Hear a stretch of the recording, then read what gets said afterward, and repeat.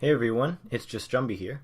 Today I have for you a music player that can read notes off of items and play entire songs. The item with the song we want to play goes in the first slot, and then we can drop the play block to start the song. We'll also see a time display start up. At any time we can pause the song, and then start it back up whenever.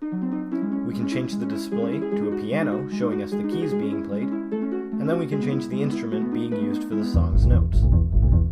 The song will automatically end when the timer is up, or when we drop the red stop block. Here are all the command blocks that read and play the music, roughly 81,000 of them. The system can play up to 5 minutes of music, and any combination of Minecraft's 25 notes every 10th of a second. The main mechanic behind this is the same as in my Structure Saver video. Here in NBT Explorer, we have the record that I just played. First, we have a made-up time tag containing the song's length in tenths of a second, broken down into powers of 2. This allows the system to easily set up the timer when you start a song. Next, we have the notes tag, which contains all the notes played throughout the entirety of the song. The first number is the timestamp in tenths of a second for when the note is played, and the last number is the pitch of the note, from 1 to 25. 1 is an F sharp, and 25 is an F sharp 2 octaves up. So, this note here plays an A note 2.1 seconds into the song. Each row of commands runs 0.1 seconds of the song.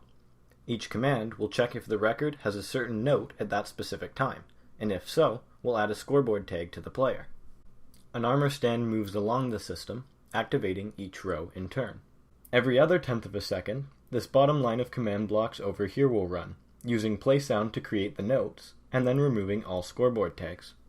We also have a few command block systems which power the colored block menu, setting everything up when you start a song, and also performing all the calculations needed for the time and piano displays. So this invention would be pretty pointless if you had to write out the notes for the song by hand, so I've created a way for you to make your own. You'll need a few things. First, a MIDI file of the song you want to import. We'll also need NoteBlock Studio, MC-Edit, and finally an MC-Edit filter that I wrote. First, we'll open NoteBlock Studio and import our MIDI file. Next, you'll have to edit the song so that only one instrument is used. This song only has one instrument though, so we're good to go. Next, export as schematic, and use these exact settings, except for the tempo, which can be whatever you want. Then, save the schematic. Now, in MC-Edit, we'll import the schematic and place it wherever.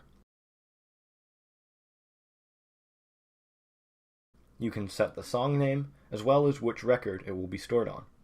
Make sure operation is set to analyze structure, and then run it. Basically, the filter runs through all note blocks and records their note, attaching it to a timestamp, which is calculated based on the repeaters leading up to the block.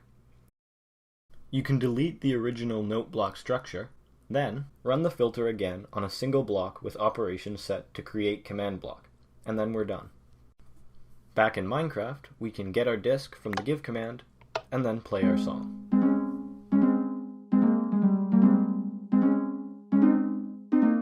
Where note block songs usually take up thousands of blocks, you can now easily fit an entire playlist of songs into a single chest.